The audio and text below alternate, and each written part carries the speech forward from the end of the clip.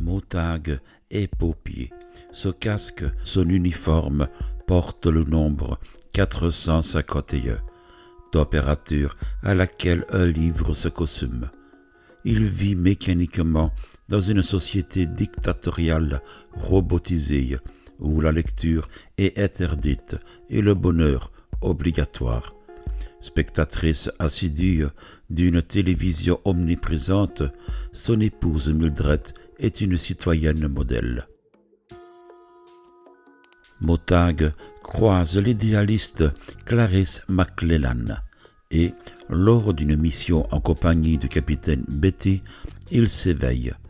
Une vieille femme refuse de quitter ses livres et se laisse brûler parmi eux. Motag cache ses objets proscrits et devient dès lors un dangereux criminel.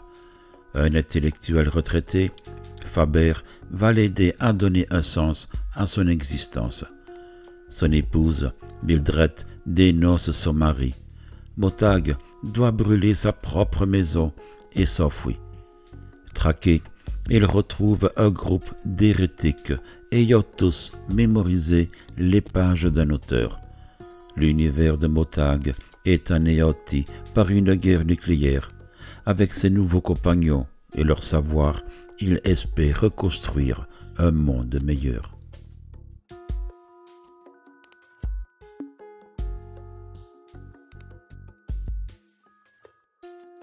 Qu'est-ce qui s'est passé? On a brûlé 1 millier de livres. On a brûlé une femme. Et alors? Tu n'étais pas là. Tu ne l'as pas vu. Il doit y avoir quelque chose dans les livres. Des choses que nous ne pouvons pas imaginer pour amener une femme à rester dans une maison en flammes. Oui, il doit y avoir quelque chose. On n'agit pas comme ça pour rien.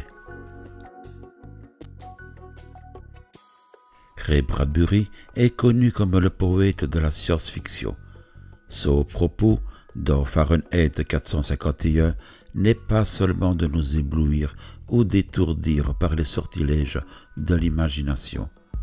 Le livre ne se borne pas à distraire, il inquiète, mais avec tant de discrétion et de pudeur qu'un lecteur pressé peut oublier d'entendre le message qu'il transmet sous les formes modernes et les visages froids d'une civilisation technomécanicienne avancée. Trop avancée, les abus du progrès scientifique dans les domaines de la communication ou les transports et la déshumanisation qu'ils entraînent amènent Bradbury non pas à proférer une condamnation, mais à pousser un cri d'alarme indigné. Ici, il s'oppose avec son héros à la destruction des livres.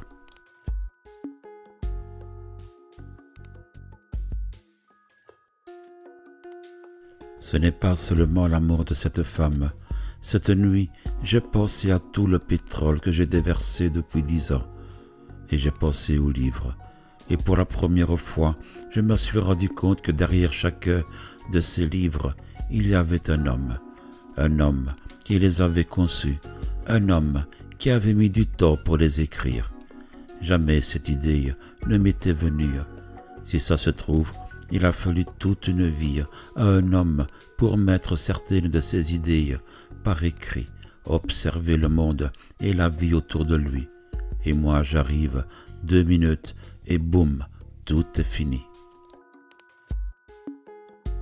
Ray Bradbury nous lance ici dans le portrait d'une civilisation en décadence, un avertissement puissant. En effet, au contraire de nombreux romans d'anticipation, ici, c'est la société qui refuse de lire, de s'informer, de réfléchir, d'observer et de s'intéresser au monde, bref, qui s'opprime elle-même.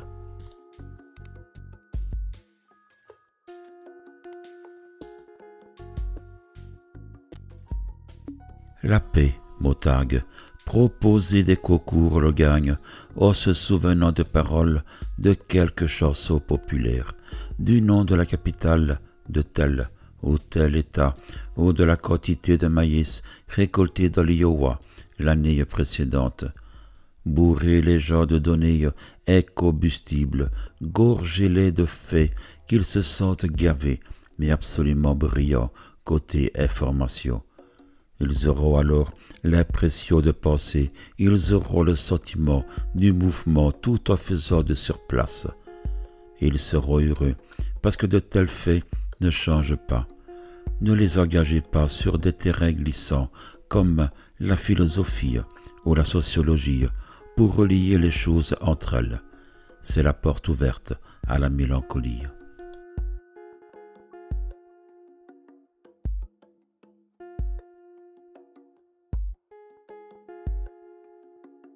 Le système scolaire produisant de plus en plus de coureurs, sauteurs, pilotes de course, bricoleurs, escamoteurs, aviateurs, nageurs, au lieu de chercheurs, de critiques, de savants, de créateurs, le mot intellectuel est bien entendu devenu l'injure qu'il méritait d'être.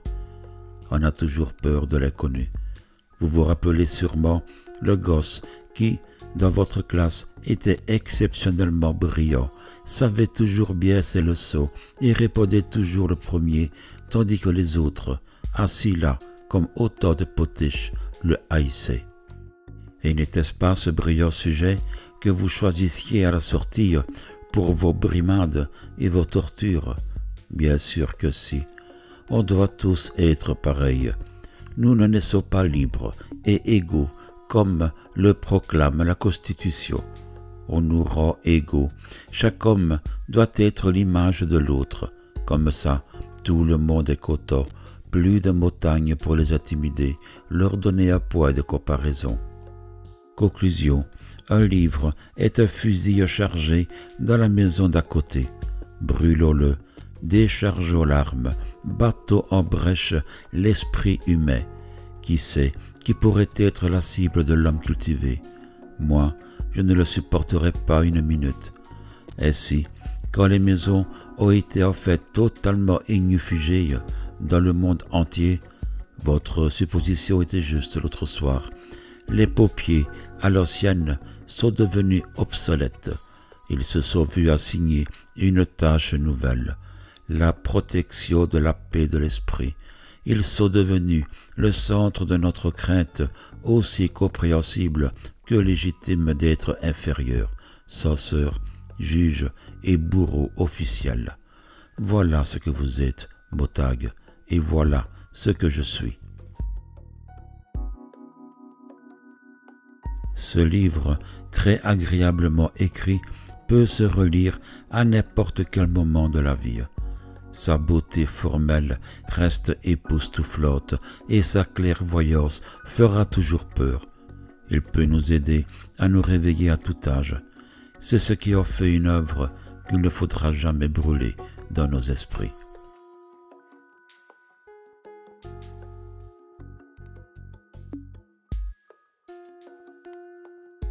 Savez-vous pourquoi des livres comme celui-ci ont une telle importance? À cause de leur qualité. Et que signifie le mot qualité?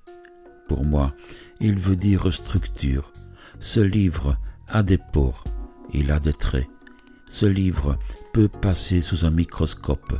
Sous le verre, vous apercevriez la vie, un foisonnement incessant.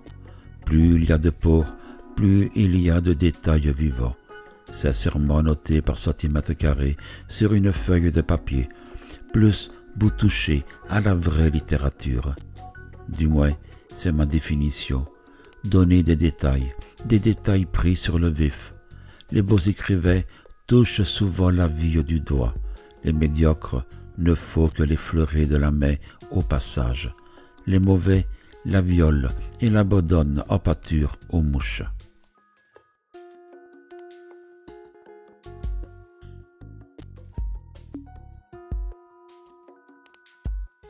Vous croyez vraiment que vous écoutera? Dans le cas contraire, il ne nous restera plus qu'à entendre. Nous transmettrons les livres à nos enfants, oralement, et les laisserons rendre à leur tour ce service aux autres. Beaucoup de choses seront perdues, naturellement, mais on ne peut pas forcer les gens à écouter. Il faut qu'ils changent d'avis à leur heure, qu'ils se demanderont ce qui s'est passé et pourquoi le monde a explosé sous leurs pieds. Ça ne peut pas durer éternellement.